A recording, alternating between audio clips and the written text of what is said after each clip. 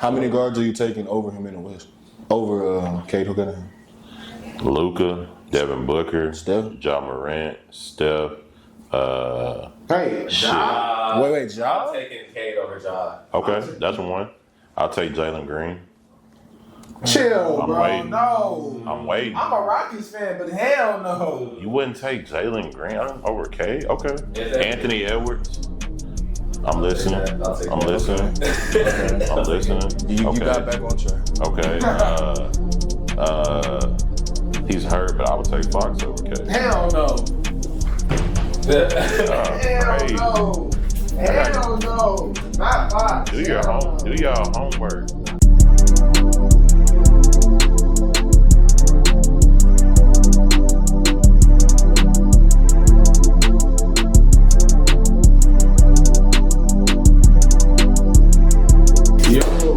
Hey man, welcome back to another episode of Check the Sack Podcast, episode 47. I'm your host T Cal. Here to the left, got my co-host Martin. We miss you, Martin. We got my co-host Big Versea. Here to the right, he damn near a guest on this normally. My boy Big Cam in the Yes, building. sir. And behind you, of course, we got the man, Big Jess, man. Yes, sir. And without further ado, man, after the national championship game, that disaster for the city, man, they sold big time. We got a lot to get into. Playoffs right around the corner. NFL draft in about 2 weeks. It's a lot to talk about, but without further ado, Big Jess, let's get to it. All right, like you said, the national championship, man. Do y'all have any first thoughts on the championship game? Them niggas pooped it. They should have won that for sure. Clamped Walter Clayton in the first half. Came out second half, hit that big three toward the end of the second half to kind of tie it up, bring them back, swing the momentum. But U of A should have won for sure. So let me ask y'all, do you think the right team won? Yeah. I think U of H, unfortunately, my dad said it best. U of H played. They played it safe. They played not to win. Yeah, they played not to. They played not to lose before they played to win. Yeah. I feel like the passive aggressive nature of what they did. I mean, for starters, we can go to the final 4 possessions. It was 4 turnovers. For sure. At a certain point, you have the veteran leader in LJ Crowder who's been on that stage. Obviously, didn't play, but being around experienced guards as Davion Mitchell or Adam Flagg or Jared Butler, some of those guys that realistically, a lot of those guys on that team are in the league. So he has elite guard experience, and obviously he's a 5th-year senior at U of H. I would say, my bad, go ahead. I expect him to have that ball in his hands around the end of the game, especially you're the leading scorer for your squad, despite, it's not really a one-man show. I think Kevin Sampson has it at U of H where it's weird in a sense. Like You know who gonna score it, you just don't know how they gonna get it. yeah, exactly. And like the fact that at the end of the game, last possession we ran for Sharp, and not to say that like he could have hit the shot because he did hit a big shot to put them up against Duke, but if I'm Coach Sampson, I'm giving the ball to LJ down the stretch. There's no way you don't let your senior guard, run a play for him, get him in some type of motion or set or anything. But I mean, I don't know. I think the set was nice though. I think the play that they ended up getting gave them the shot they wanted. I think you gotta get a shot off. He hesitated. You gotta get a shot off. He should have shot it, and he would A, had free throws, or B, just live with the miss. Live with the result. I feel like the pump fake was It was there. That was the right play. I think he thought about it too much, and a lot of U of H fans said that he was very timid in the moment. He didn't play up to his standards during the regular season, so I'm not sure. I mean, U of H is really, really disappointing me, but am I shocked they lost? No, I'm not. I think y'all talk about putting the ball in LJ Crier's hands. I mean, they did. We're not talking about the 2 turnovers that Sharp had on back-to-back on the last 2 possessions of the game. Mm-hmm. I thought that Houston lost that game the second that I saw LJ Crier. You're up by 1 with less than a minute to go, and you don't even run the clock down past the 15-second mark. He shot the ball with 17 seconds looking to draw contact, and I understand, you're looking to go to the free throw line. You're like a 90% free throw shooter. But at the same time, when you're up, the clock is your friend. It is not your enemy. So, why are you trying to rush a shot no matter how good or bad the look is, just for the simple fact of like, okay, let me try to play hero ball. The shot wasn't there. He tried to drive the baseline and he ended up turning the ball over before he could even put up a look. It just sucks, man. It really just sucks. So I'll ask two separate questions now. Who do you think was your standout player performance in the championship game? And who's your standout player and performance of the whole tournament? All right, whole tournament by far, I think we can all come to consensus is Walter Clayton Jr. I think by far he's a top 10 NBA prospect. I mean, he gives me that Dame and Curry type combination if you watch him play, man. And the best player in that game, I would say Will Richard. Yeah, I was gonna say that too. Yeah, he kind of kept him afloat when he was hitting big shots early though. Oh yeah, for sure. He First kept him half. afloat when he wasn't. What's his When name? Walter Clayton weren't hitting nothing. Yeah. And by the way, U of H did an amazing job on their defensive game plan. I mean, Sure. Walter Clayton down to only 11 points. I mean, that's the You live recipe with to that. success. I mean, they did everything right except try to be a little more aggressive down the stretch. And unfortunately, you can't play scared in those type of situations. Always come back to bite you, and especially in college ball. I promise you, bro. Every single Final Four game, it's always been close towards the end. No matter what type of lead, you can have a 30-point lead. They're gonna find a way. They cutting that hell down to 5 with 3 minutes left. It's inevitable in college. I was talking about it to some of my partners, and I was saying like what U of H did to Duke, Florida did to Texas Tech. Damn. So like they're capable of making those type of runs. I mean, they was down by 12, and now they end up being tied for like the third or fourth largest comeback in national championship game history. Like that's something that they're accustomed to doing. That's in their nature. I knew that lead wasn't necessarily safe, but from the Houston side of things, you had a perfect game plan. You had a perfect defensive output. You wish you probably would have got more points off of turnovers, but at the end of the day, you played 38 minutes of great ball. It was just those last 2 minutes where it cost you the game. And it sucks, but that's just the way the cookie crumbles. How do we think this year's tournament stacks up against the past? I'll say these two final teams. How do you think these two teams stack up against past champions? Shit, I think this is the first time in a while we have 4 number 1 seeds in the Final Four. Yeah. So I think, to me, I thought it was a good tournament all the way around from the round of 32 to the Sweet 16, Elite 8. I thought it was a pretty good tournament, me personally. Better way to even end the season with that national championship game.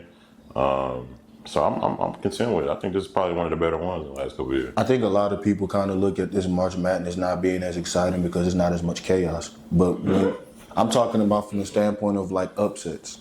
Like the double-digit seeds going to the Final Four, or the number ones, the number twos, the number threes going down relatively early and often. But from the standpoint of like quality hoops and seeing the elite teams or the elite teams battle it out in the Elite 8, the Final Four, and then the national championship game, what more of a better product can you ask for? I mean, I don't think people are complaining in the sense that it wasn't no Cinderella story. I think that's fascinating. That's exciting to a certain extent. I think the last real Cinderella that I was just like, oh my gosh, like I'm really rooting for you because I think you realistically have a chance to win was FAU.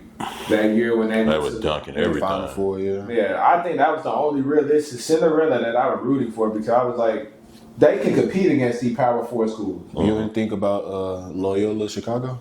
No. I mean, that's a little further down. I'm talking about as of recent. Oh, and That's the team that had that none.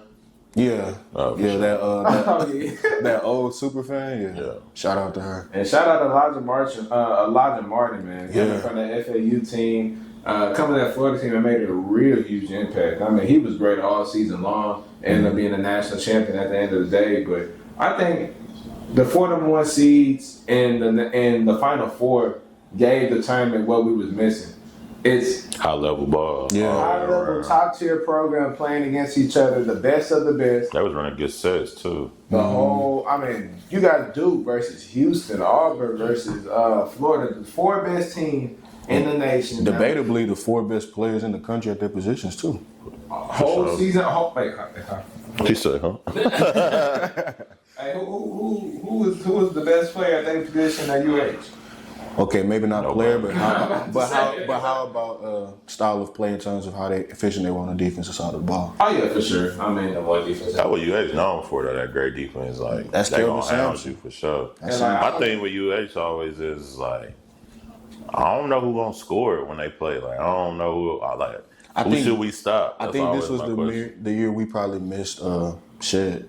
Shit, yeah, for sure. This is the year that we missed him for sure. Like I didn't know, and I get why probably Kelvin Sampson ran the play for Sharp at the end. He was going in them last couple of minutes. LJ Cryer was really off the ball a lot in those last 4 or 5 minutes of the game, and Emmanuel Sharp was making the plays. He got that foul going to the basket, so I can see why he ran the last set for him. But for me, I'm like, damn, you gotta get a shot off. Like, Yeah. At least let it get it up to the rim. You know what I'm saying? Even if you know you caught in like no man's land, if you should go up, shit, let it go. You know what I'm saying? I need And then my thing was, if it's gonna roll, you might as well pick it up, kill the time, foul again. If you make the free throw, shit, you make the free throw. Yeah. I think probably one of the worst endings of a humongous moment I think we've ever seen. I think the whole world was disappointed. Not only we wanted LJ to have the ball in his hands. Like I think everybody who kind of kept up with Houston the whole year wanted LJ with the ball in his hands. I don't know.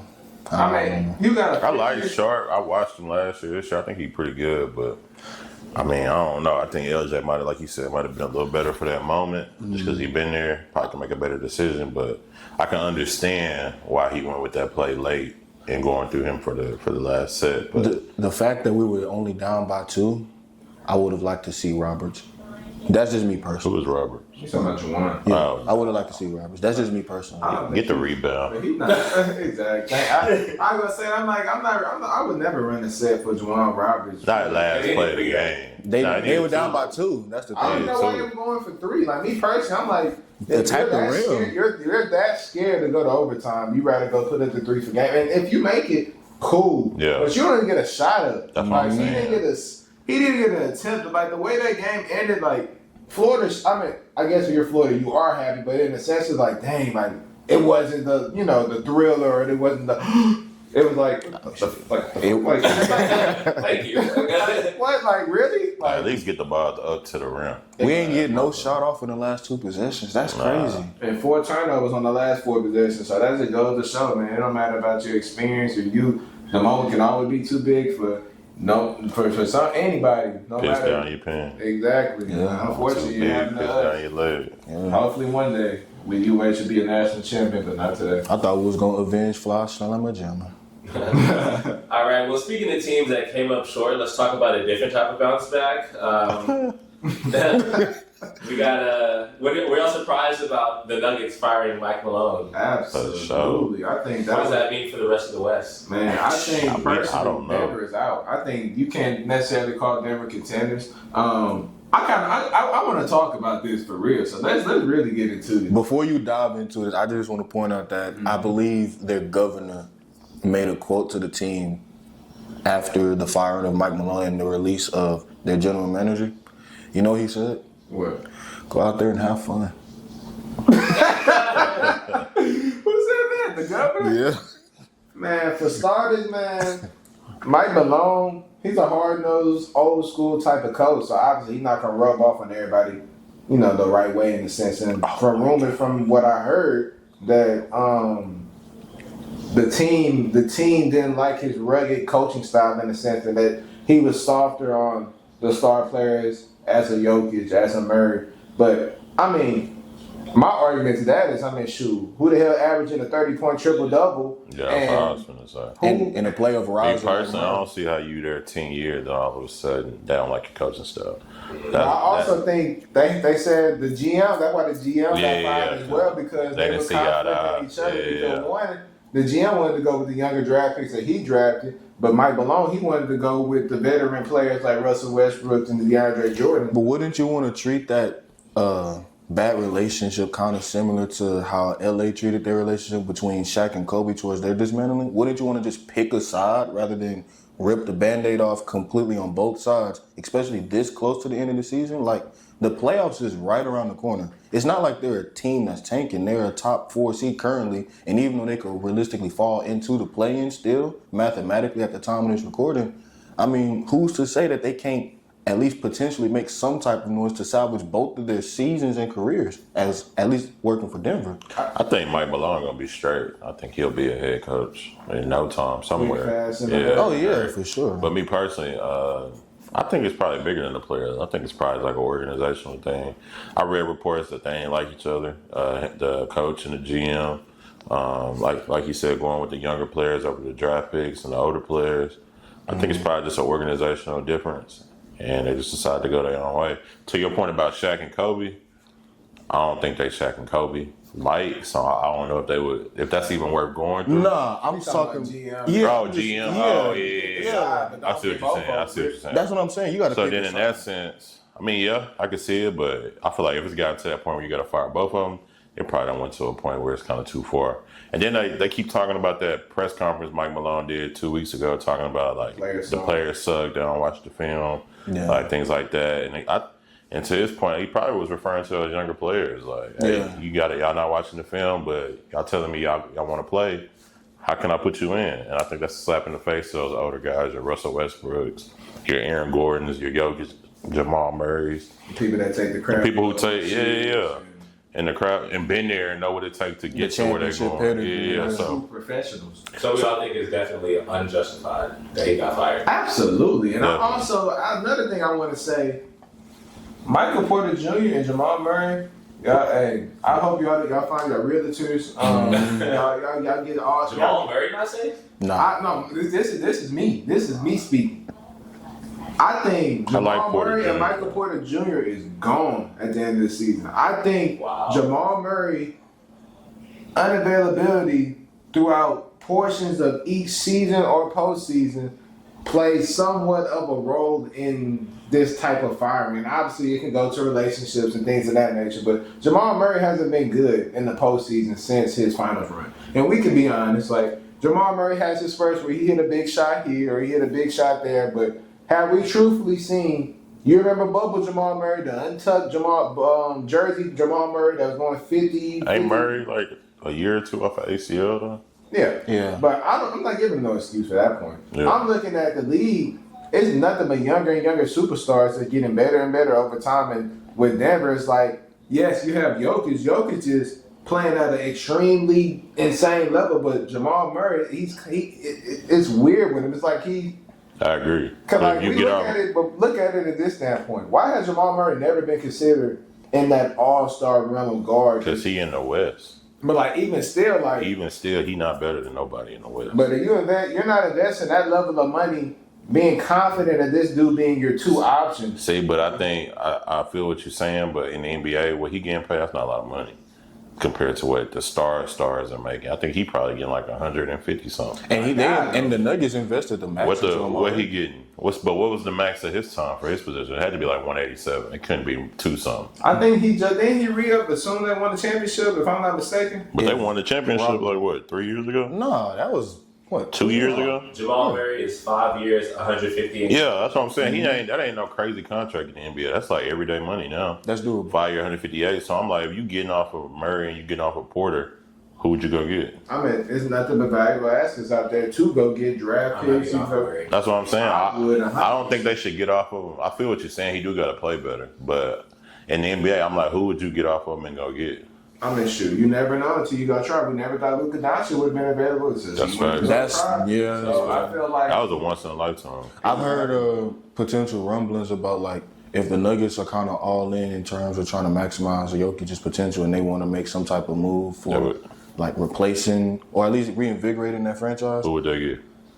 I heard talks about people looking for KD.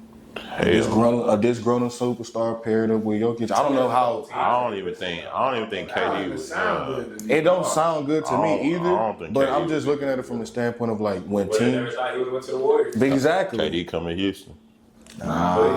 Please. I'm good. But I think Denver, realistically, that's Come to Houston. Hey, that's the dumbest decision you can make, though. Like as an organization, firing your coach before a playoff run, and that goes for Memphis as well. It's idiotic. I mean, those are two. I'm not gonna say amazing. Those are two good coaches that y'all just let out the window for what? Because y'all don't like personalities and things of that nature. But I'm pretty sure you like winning. I'm pretty sure you like playing in April and then going into May. So let's be serious now. Like, I feel like this is unjustified of you letting go of. I mean, you're not only your GM, but you let go of your championship-winning head coach up 2 years. And from what I've seen, the only two head coaches from 2019, I believe, that's still head coach of their team that made it to the finals is Steve Kerr and Spoelstra. So it's like, damn, like at this point, y'all just firing coaches thinking everybody's gonna be a fucking Joe Mazzulla. Like my question, not to cut you off. Yeah, but my question to y'all, I'm trying to think of it from the standpoint of do you think that the Nuggets look at them the same way? No, sorry, I got to pass. Do you think the Nuggets look at them the same way that the Lakers looked at Frank Vogel or the Bucks looked at Mike Budenholzer? No. And what I mean by that is like, okay, how much credit do you deserve when you're coaching one of the best players in the league? All of it. I mean, they was competitive before he became the best player. Jordan was winless without, what's his name? Pippen. Phil Jackson. Yeah, that's understandable. I think he definitely played a big part. And Mike Malone comes from that Greg Popovich coaching tree, so I know he knows what he's doing. I've already seen reports like they projected him to replace Greg Popovich in San Antonio. But I'm thinking like, what can you realistically get to replace a great level coach from? But I feel like Mike Malone. In the NBA, I feel like with coaching, it's not all about X's and O's. Like, I think it's about how you manage personalities, like how you get along with players.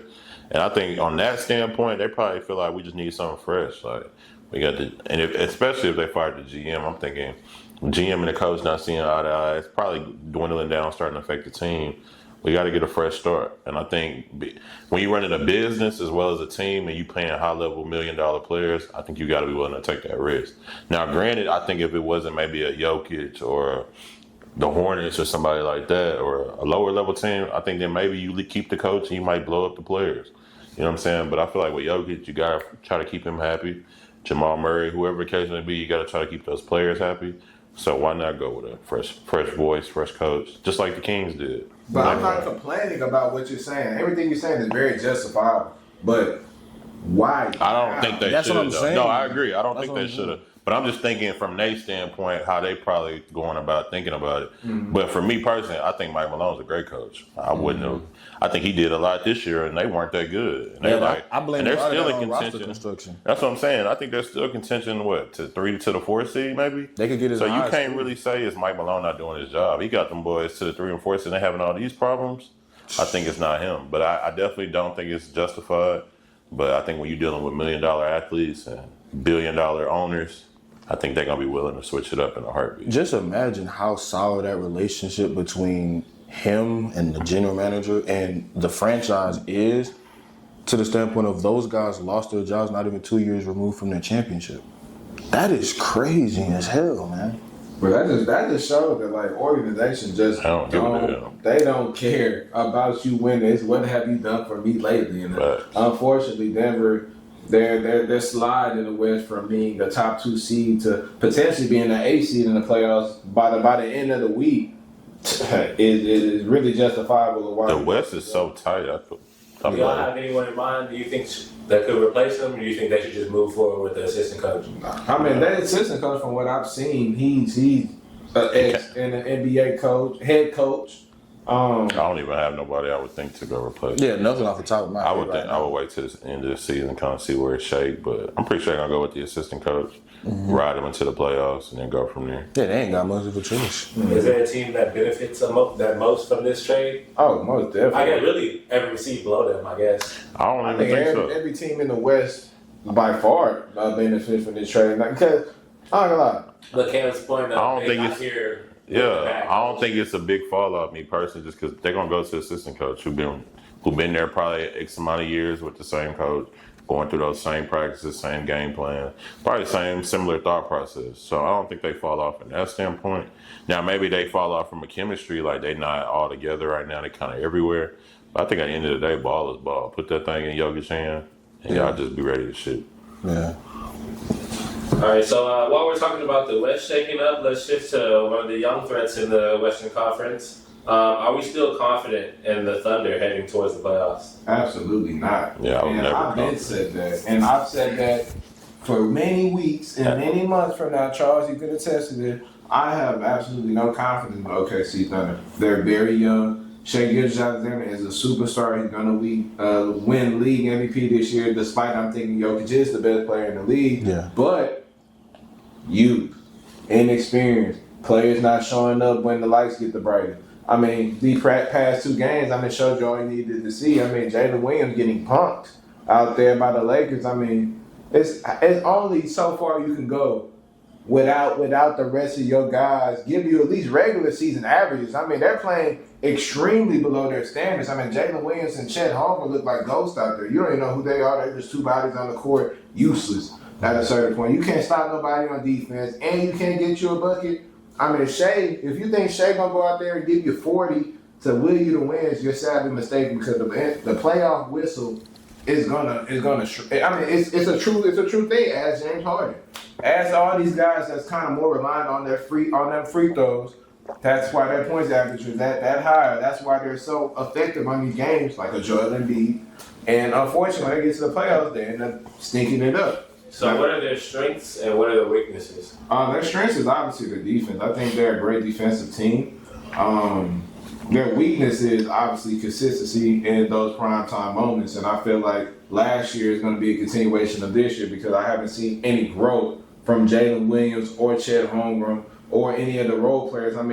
They can have 40 points and 30 points on nights where Shea and Jalen Williams don't play, but it doesn't matter because at the end of the day, when the game slows down, we're not able to get up and down. You got to execute in a half-court setting. I just don't feel like OKC can do that to the likes of Los Angeles, to the likes of. I don't know how we feel about Denver now with the firing of Mike Malone, but I'll put Denver in that category of teams that I would favor over OKC. I'm not extremely confident in OKC at all outside of Shea Gildridge going out there and playing like an MVP that he is. I don't have trust in anybody else on that squad to show up to the party when the lights shine bright. Yeah. Shit, he said it best. Yeah. Well, he said it right to the money. All right. So do we still think they can win the playoff series? They could win the playoffs. Wait, no. Wait, one real quick question. Who did they lose to last year? They lost to the Mavericks. What round? Second. Do you think they can make it past the second round this season? No. They have a chance for sure. I think they can. I think the matchup is dependent on who they play. But y'all want to Before you go, I want to say this one thing and kind of shake your heads for a second. I feel like anybody from 1 to 8 can lose first round. I agree. Yeah, the West is tight. I think the West is finally the last 3 through 8, 3 through 10 is a couple games. Not 10, not 9 to 10. But I'm thinking as far as where they could shake up, it could be these last couple games you can finish anywhere for those 3 to 10. You go on a losing streak, you can mess around and miss the playoffs because you got to go to the play-in and play 2 teams that are desperate to go to the playoffs. But I think it's definitely just dependent upon matchup. I think if I'm the Thunder and I see anybody if you see Denver, if you see LA, Golden State, I even say the Timberwolves, you might be going home. If I'm the Thunder, and I think going to that second round, they're probably gonna see somebody like a Denver, LA, and me personally, I don't want to see LeBron and Luka in a 7-game series. I don't want to see Steph in a 7-game series. So I think it'll go either way. Yeah. I wouldn't say for OKC's sake, but I would say for some of these other teams, I'm not too scared. I hope my Rockets go to the finals this year. Hey, somebody got to.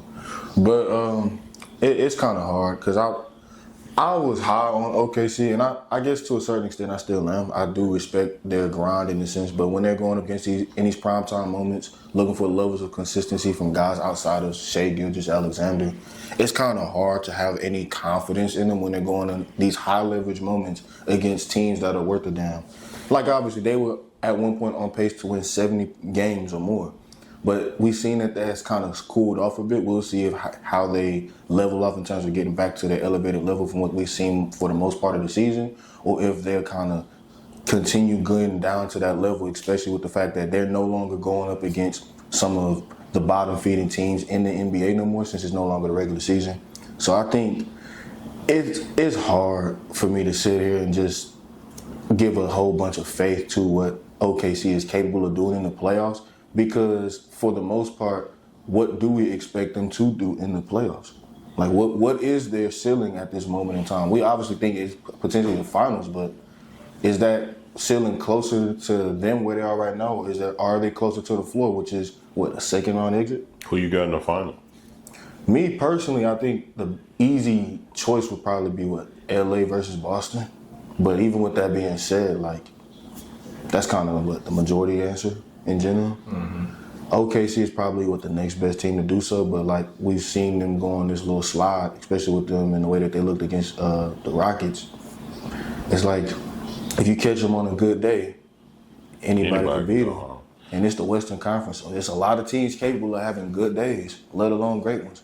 I'm going to Houston and Boston. Hey, I mean, I'm definitely not going to sit up and be mad at it. I'm just going head over heart. Pause. Are you subscribed to Check the Set Podcast, man? While we on this pause, you make sure you go on that YouTube link and you subscribe to Check the Set Podcast, or you going to make my boy Maury sad, man.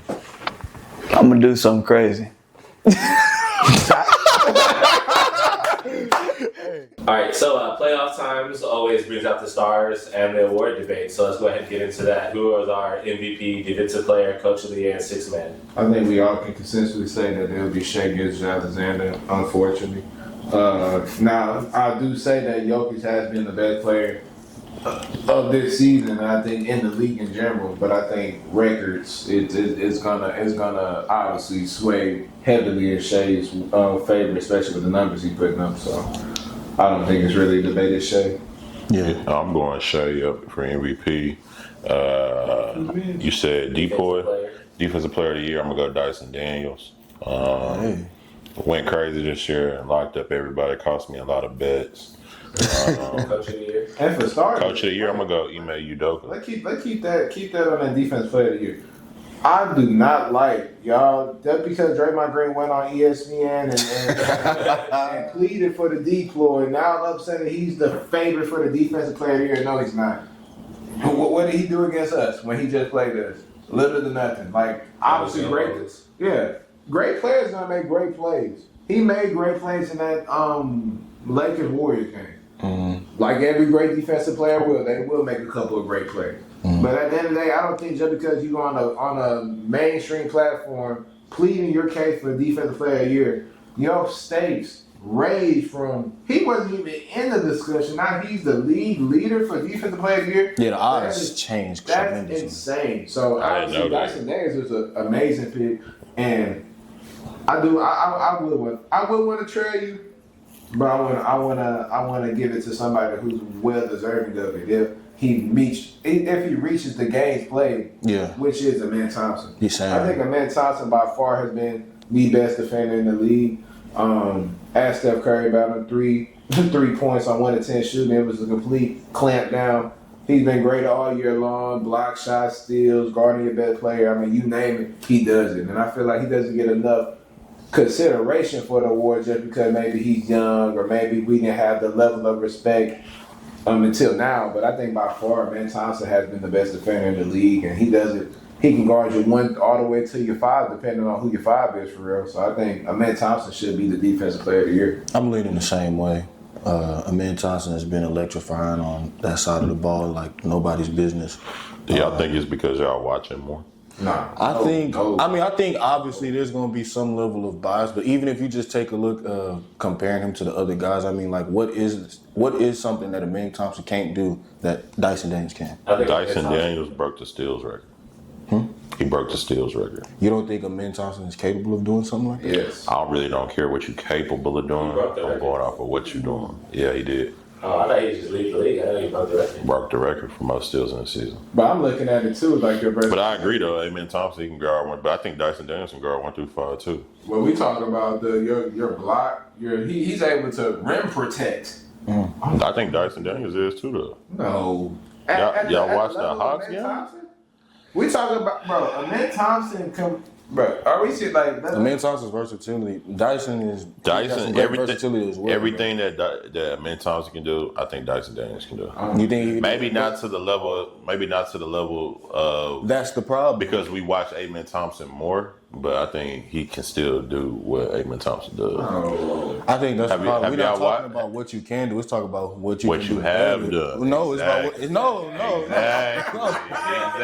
Exactly. Exactly. That's not what I said. I said what you could do better. I'm not talking about what you have done. I'm talking about what you have done that's better.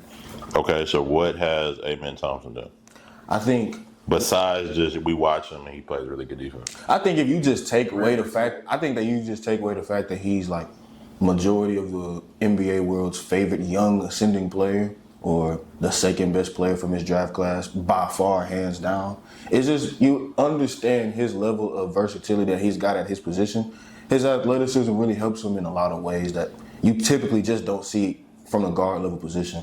For him to be as valued as he is to the Rockets without having a single jump shot just tells you how much of an asset he is on that other side of the ball. But everything you saying too about him, I would say the same thing about Dyson Daniels. He can't really shoot the ball, but he lock up on defense. Lead the league in steals. Youngest player to get to 200 steals in a season. Broke the record from Chris Paul. Leads the league in deflections. Broke the record for pass deflections. And I'm gonna take it away from the Ben Thompson and Dyson Daniels argument. I'm gonna throw Evan Mobley in there. I think he should be in the mix too. I don't know where the hell Draymond Green came from. I agree on that, but definitely I'm gonna go Amen Thompson. I'll throw Dyson Daniels in there. I think you gotta throw Evan Mobley in there too. Okay, that's right. Okay, and coach of the year, I like Ime Udoka. I'm going Ime Udoka. But me personally, I'd probably be giving JB Bickerstaff. I mean, Who you coach for? Oh, the Pistons. Yeah, I would take that's a good play too. I would take that. Yeah. they went from the worst team in the East to clinching the playoffs. They tripled. Playoffs. They're not in the play-in. They're in the playoffs. So Yeah. I think that turnaround from that team, despite little change of them in Ron Holland, Longest losing streak. Shit, they added a lot of more veteran players this year. Yeah. Beasley, Tobias Harris, all those players. but I think it really just from the ascension of Kay Cunningham. Kay Open too. Yeah, I want to go. I think they're going home early in the playoffs. I don't think that even really matters. Like, just the fact that they're in this position is incredible. Like, the way I kind of look at them is the same way that I kind of looked at the Commanders. Like, team out of nowhere to just come out of the start of the season as like this team, okay, what do we expect them to do? Like, be a bottom feeder once again. And now all of a sudden, like, they're in the postseason. Like, the Detroit Pistons at one point had almost a 30-game losing streak, and they tripled their win total in just one season. That is incredible. The development of Cade Cunningham, who's already been like that, now he's progressed into one of the premier guards in the Eastern Conference, and an all-star level guard that is warranted and non-disputed throughout the entire landscape of the NBA. Is he an all-star in the West? who? Kay Cunningham. Of course. Of course. I'll argue that. Jalen Williams made the All-Star team. Let's be serious. Jalen Williams, I think he should have made it. No. From that time point to where he was, I definitely think he should have made it. No. But I don't even count Jalen Williams as a guard. I'm talking about top guards in the West. I mean, he's there too. How many guards are you taking over him in the West? Over Cade Cunningham? Luka, Devin Booker, Steph? Ja Morant, Steph. Hey, Ja. Wait, Ja? I'm taking Cade over Ja. Okay, that's one. I'll take Jalen Green. Chill, I'm bro. waiting. No. I'm waiting. I'm a Rockies fan, but hell no. You wouldn't take Jalen Green over K? Okay. Is that- Anthony Edwards. I'm listening. I'll take I'm that. listening. Okay. I'm listening. You Okay. got back on track. Okay. He's hurt, but I would take Fox over K. Hell no. Hell Crazy. no. Hell no. Not Fox. Do your Hell no. do y'all homework. Do I y'all trust me, homework. I get extra. Do y'all No. homework. When Fox is healthy, you wouldn't take him over K? No. I What mean, is yeah, Cade I'll doing take that's crazy? I'll take Fox over Cade if we running What a is- 100-meter dash. What does K do better than Fox? He's an amazing facilitator. Shoot better, facilitate better, score better. Okay, let me pull up some stats. How we gotta go pull up stats? Okay, if Fox was so valuable, why would the Kings get rid of him? Because he didn't want to be there. I guarantee you, if Cade Cunningham went to the ownership of the Detroit Pistons and say, "Hey, I don't want to be here," They're not They getting will rid of work you on better it. get your ass in there right now. If You they- better go put up your if- 30 and 10. If K went and told those people that he did not want to be there and he wouldn't sign back, they would trade him. I mean, but That's- Fox was That's the same situation Fox was in. He was up for extension. He Yeah, that's it, bro. He didn't want to sign, so they had to trade him. The dude on the Browns who did that. Who? Oh, Miles Garrett. Miles Garrett. Miles But when they Garrett. offered him that bag, they ain't just sit up here and be like, yeah, we could put him on the market. Go ahead, explore your options. Nah, they gave him the Brinks truck. See, but this is not the NFL though. In the NBA, if they don't sign, they just gonna leave a free agency. There's nothing that holds you to that team. But who's to say that if Fox was so valuable? I mean, I'm just looking at But I don't think it was about Fox valuable because the Kings wanted him. He just didn't want to be there. And they was going to lose out on the money if they didn't sign him, so you got to trade him. So he really forced their hand in that situation. But I feel like the Pistons, they would do everything. I feel like the Kings didn't do everything in their power to make sure D Fox didn't walk out the door. I feel like they was kind of like, They they offered him 2 extensions back to back, and so he turned down both. But look at it though. What more could you? I mean, now granted, they could have built the team maybe a little better around him, and I think the Pistons can still build a team a little better around. But K. Motor City, they're looking at it from a standpoint of like, this is the best that Detroit has been prior to the Blake Griffin day. I'm talking about, when was the last time they've been to the playoffs prior to Blake Griffin? When they had Chauncey? When was the last time the Kings been to the playoffs when they had Fox? But who do you attribute that level of success to? Do you attribute Fox. that to more Fox or Sabonis? Fox. You think you give it to Fox more than Sabonis? I think at that point in time, you have to give it to Fox. But I feel like Fox play has regressed over the last couple of years. That's the thing. Well, hold on. We say last couple of years. This was just last year. They made the play-in. No. They made the playoffs. No, they didn't. That was 2 years ago. Yeah, 2 years ago. Yeah. Oh yeah, I would Last year, still no. take Fox. They made it one. They only made it one time in Fox tenure as a King. Yeah, they was trash like the first 7. So But I'm saying when they was actually good, which was like the last 2 to 3 years. and he only made it once, and he got I'm cool out with the first that. round against Golden State. But I'm in cool with 7. that though. I'm cool with that because it's gonna be similar for K. I don't see them going far this year either. I remember shoot. I guarantee you. I think it's similar situations. I feel like I Like guarantee similar you. situations, huh? Huh? I think it's similar situations as far as like career. Only thing that's different between Fox and K is K hasn't played as long. Nah. What's different? I mean, Cade is top 5 in assists. He may be top 10, 15 in points. We can't really. Now, granted, I agree with what you're saying, but we can't really vouch on this year for Fox because he didn't play a whole season. I want But when we to did see ask him, you. though, he didn't look good. I want to ask you a question. The Detroit Pistons invested a lot into their this season as far as like getting, like you said, the veterans around them, building a more talented squad for Cade Cunningham to become the spearhead that leads the crown. Yeah. Do you feel like Sacramento prior to, like, let's just say De'Aaron Fox wanted to be in I Sacramento? think Sacramento has better players than the Pistons have right now. I understand that, but do you feel like Sacramento would have that level of investment into De'Aaron Fox's career in terms of building a team that's fit for him? Let's just say if he wanted to stay in Sac Town? I think they tried to build a team around him. But truth be told, I don't think a lot of players want to come play in Sacramento, to be honest. I mean, they went and got Sabonis, you went and got Monk. They brought DeRozan in for a little bit. Is the market in Sacramento that much worse than Detroit? I think Detroit has a little bit more of a culture, like a brand behind it. Like they're known for it to be Motor City. I never hear anybody say, "Hey, I want to play for Sac." So I think in that standpoint, I think it's about exposure. But I think a healthy Fox and a healthy Cade, I'd take Fox. All right, so let's go ahead and get back on track. Who do we have for 6th man? Hayden Pritchard. Hayden Pritchard. Nobody even close. Yeah. I've seen the race had like Malik Beasley in there. And He definitely Pritchard. deserved to be a finalist. 3 other people was in there, but I would go Pritchard. Yeah, Pritchard. KPJ? No. No. I don't think that'll hurt. I don't think that'll help the NBA brand at all. All right, we go ahead and take a break from the NBA stars, and let's go ahead and go to college football. There's one big name heading to the draft, Shedeur Sanders. Where do you think he's going next year? What's the highest and what's the absolute lowest you think he can go? I think the highest he realistically could go is 2 to Cleveland. Now, do I think that's likely?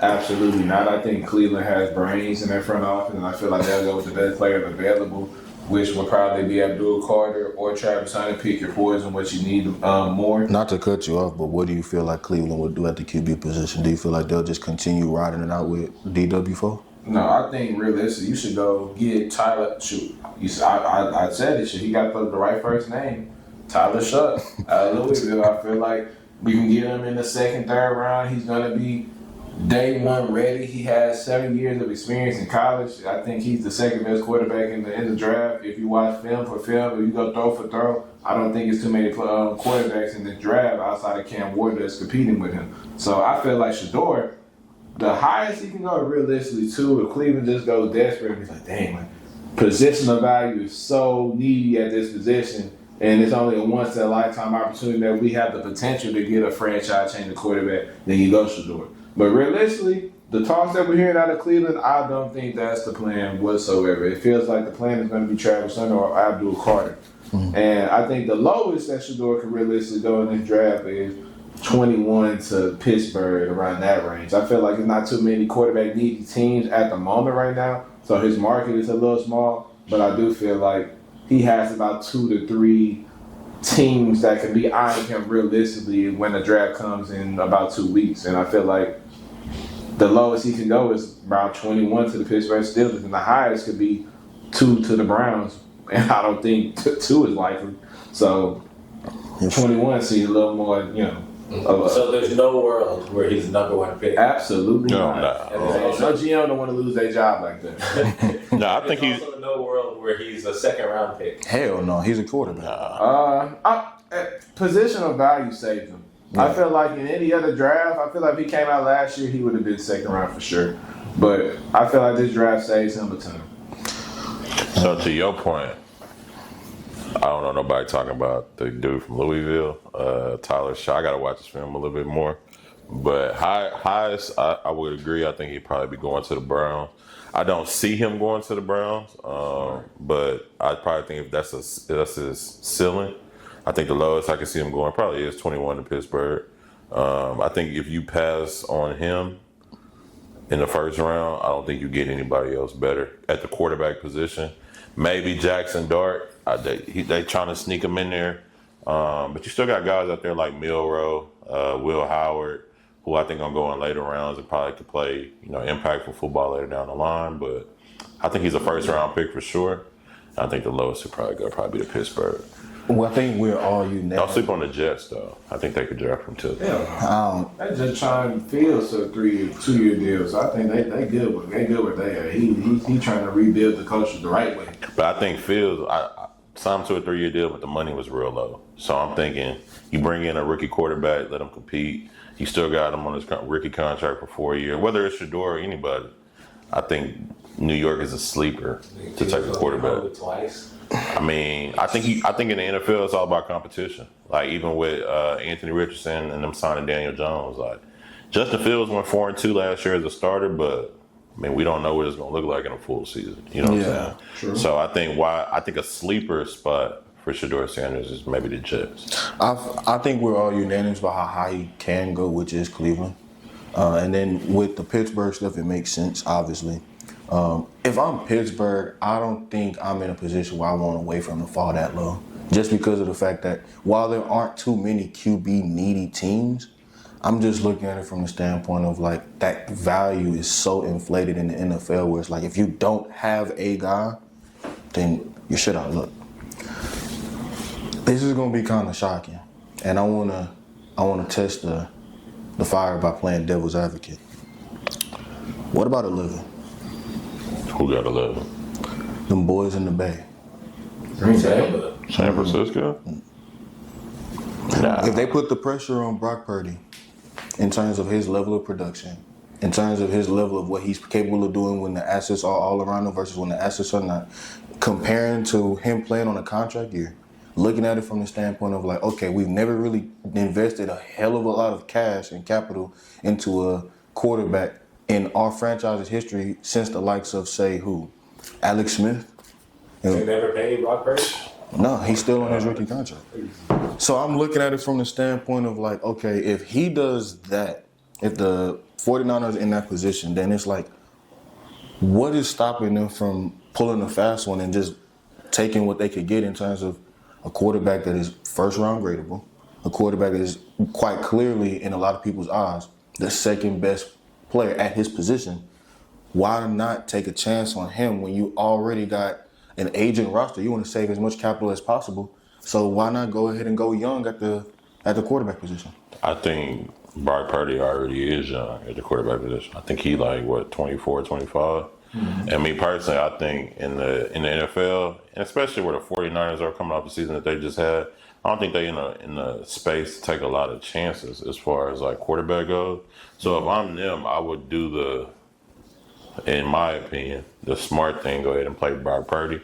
and build from there, as opposed to you got to sit back, take a chance on Shedeur, hope he pans out to what you want him to be as you continue to try to build. But I think with that team, the veterans they have around them, I don't think nobody want to kind of sit and wait to see what they're going to turn out to. To your point, not to your point, but like to, I guess, kind of combat it, if they wanted to do the smart thing for Brock Purdy, wouldn't they have already done it by now? I think, yeah, but I think that he's definitely going to get paid. I probably think it would happen before training camp, honestly. But I think they probably wanted to see what the market would be like for him outside of all the other quarterbacks who got signed, and then kind of see where he plays. Now, I do agree, you don't know what you're going to get, and you kind of seen what Brock Purdy was when he didn't have his weapons last year. Mm-hmm. But, I mean, you can only judge him as far as what you see. Like, he took you to a Super Bowl, multiple wins. Yeah, he had a team around him, but, I mean, we can't fault him for that part. I think you at least got to pay him. I think it's like, I'm looking at it from the simplest standpoint of what Green Bay did to Aaron Rodgers. Like, yeah, he did all this stuff for you, and even though it is a "what have you done for me lately," around that time lately, he got them an MVP. He got him an MVP, and he was going to the second round of the playoffs, the divisional round. I think at one point in time he was in the NFC Championship game when Tom Brady first arrived in Tampa Bay. So I'm just thinking from the standpoint of if he did all of that stuff with all of his stuff on his resume, and they still messed around and prepared for the future with Jordan Love. What is stopping San Francisco from doing it? And I'm not saying that Brock Purdy doesn't deserve an opportunity to showcase himself and showcase his talents, but this is a "what have you done for me lately" league, and lately he hasn't done much. All right, on to the next topic though, man. With the addition of... Sorry. Like, pull your shorts down. Oh, yeah, that nigga looked naked in the last video.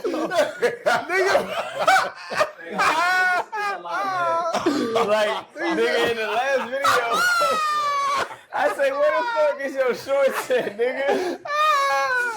Hey, nigga. All right, so Charles kind of hit our last topic, but let's go ahead and continue on that point. What potential fits do you think best suits Sanders? Shedeur.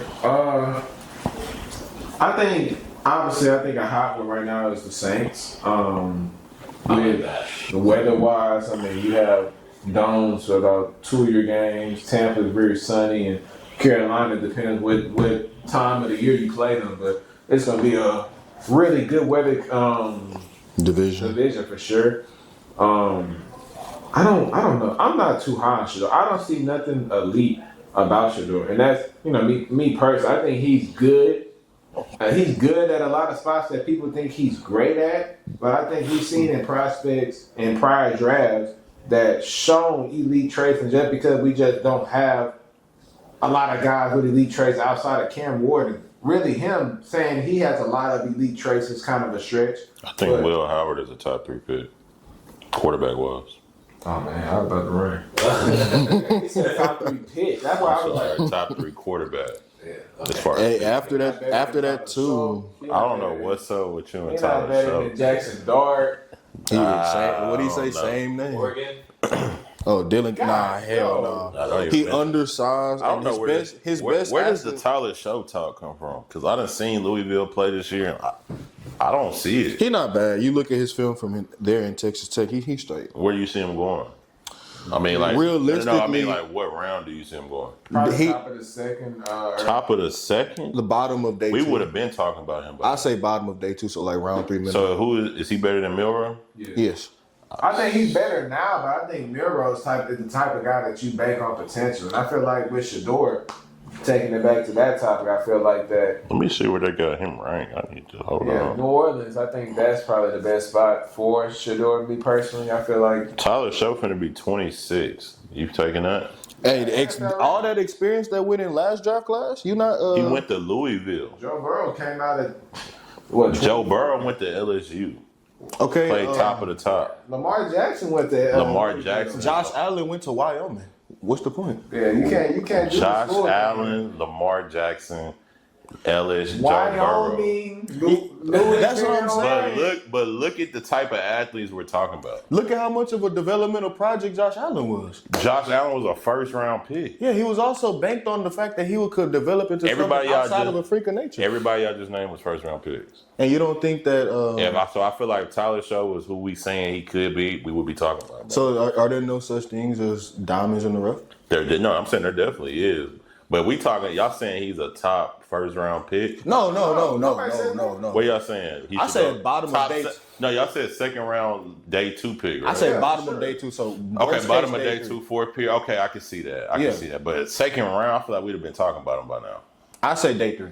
I'm not day 3. And the only reason, I've seen him only play a couple games, so I can't speak totally to his game. So I don't want no disrespect, but I watched Louisville play a couple times this year, and I really didn't see nothing special. Now I do remember him when I watched him, but second round pick, I feel like we would have been talking about him. Jalen, is he better than Jalen Milroe? Yes. Yeah. And I agree, Jalen Milroe is definitely a project, but I think outside of the Shedeurs and Cams, after that I would. Yeah, Jackson Dart, and after that, I'll probably, oh my God. After that, I would go Will Howard. Will Howard is Josh Allen. Can I have a top 5 quarterbacks? Cam Ward, Tyler Shough, Shedeur Sanders, Jackson Dart. He got to be Charles. Bro, I don't care about like, bro, you put on Tyler Shough's film, bro, I promise you gonna see that and you're gonna be like, he can come into an NFL program. Let me see where they mocking him. Like, it's no way. Like, I'm telling you, bro, Tyler Shough, when you make it, I was talking about you April 8th, 2025. So his NFL grade is a 68 average. Mm-hmm. Okay. Let me see where that ranks up against all prospects. 6'5", I didn't know he was that tall. No, he big. Hey. I didn't know he was that tall. 6'5", 30-inch arm, 9.5 inch. He got some NFL quality. He got some NFL qualities. I might need to tap into the film a little bit more. I'm telling you. No, he not bad. 4.6 speed. Oh yeah, what did he a gunslinger? Around 4.6 40. To total score, they got him at a 68, which is the average compared to the quarterbacks. They got him ranked as the 12th best quarterback. So I'm gonna do my homework on him a little bit more, and I'll get back to y'all on that. But just off the top of my head, I don't see where. You really think that Tyler Shough is better than Shedeur? Like, just, Not at all. No, I'm asking you. Yeah, for sure. I don't know about that. If he was better than Shedeur, we'd be talking about him by now. I could say that he definitely is underrated in a lot of people's eyes, but I don't necessarily think of him as, like, off the top of my head, second best quarterback in the 2025 draft, shoe-in Tyler Shough. That's just not me personally. Yeah. And I understand that you could attribute a lot of success that Shedeur Sanders had with the fact that he was, paired with great weapons in the Heisman. Yeah, the Heisman Trophy winner. Like, who doesn't want that to be your target to throw to? But at the same time, he was also paired with one of the worst O-lines in college football. Why do we always fault the dude for having good players? No, I'm saying that to his credit. Like, he was able to do what he did in that 2-year span with a below average O-line, and that's putting it best. Like, you're going to be going up against guys that are going to more than likely dominate your O-line because 9 times out of 10, you're going to a team that doesn't have a great infrastructure. You're going to a team that's realistically up there picking that high in the draft for a reason. So you never gave your top 5. Oh, my top 5. I say Cam, Shedeur, Dart. You think they're going to be drafted in this order? Dart, yeah. I'd say... Oh, I forgot his name. McCord. And then probably Shough. But that's just me, though. Did you say your 5 yet? I'm going Cam Ward, Shedeur, Dart, Will Howard, and... That boy McCord, nice, man. Nah, he ain't nice to me like that, yeah. I'll probably throw... Hell nah. I'll probably throw old boy in there from Notre Dame. Oh, Riley Leonard. I'll probably throw him in there. You like Riley more than you like Miller? Like just yes. Okay. I like everybody more than Miller. Milroy just got to show it a little bit more to me. Like, you could be a quarterback. I think he was more so an athlete playing the position. I think you just put him in the right position, but then again, you put any quarterback in the right position, they'll thrive. What is Shedeur? But I think if Milroy went to Pittsburgh, I think that'd be a good fit for him. What'd you say? What does Shedeur need to improve on? He holds on to the ball a lot. But I think he had to hold on to the ball because he had a bad O-line. He's a playmaker. And when Me personally, I think just day by day, keep getting better. Just get better at everything. You know what I'm saying? I can't really. I don't know. Me personally, I'm not biased towards Shedeur, but Well, I'll put him 2 instead of 1. What does he need? He ain't put him 2. I ain't put him 2. He 3 for me. for that's me, what I I'm put him 2. Cam Ward. I mean, I think Cam Ward is more ready to go than he is, and I say that just because he played in Miami. They played more competition. Played ranked teams. Like, he competed in the ACC. Like, they played against top competition. And he did really well. So I'm gonna go with Cam Ward off of that. I think Colorado. And I hear a lot of like draft people say it's hard to evaluate Shedeur just because the O-line was so bad and all this different stuff. And he got the ball out quick with a lot of screens, stuff like that, Travis Hunter. But I think just the games watching from Jackson all the way to now, I don't know. I think he can read defenses with the best of them. I think he has elite ball placement. Yeah. I think he throws a catchable ball, which is hard to do. Friendly ball. A friendly ball. And I think he got the tools and the weapons and the family name around him to be successful. And I think he's built for everything that comes with being a quarterback. Yeah. So that's why I would put him 2. Yeah, I don't think he has the greatest size in the world, but I'm looking He's at not all athletic. Yeah, he's not the Not most super mobile athletic. guy in the world, but I feel like he's serviceable. Like, there are definitely less mobile athletes in the draft than Shedeur Sanders for sure at the quarterback position.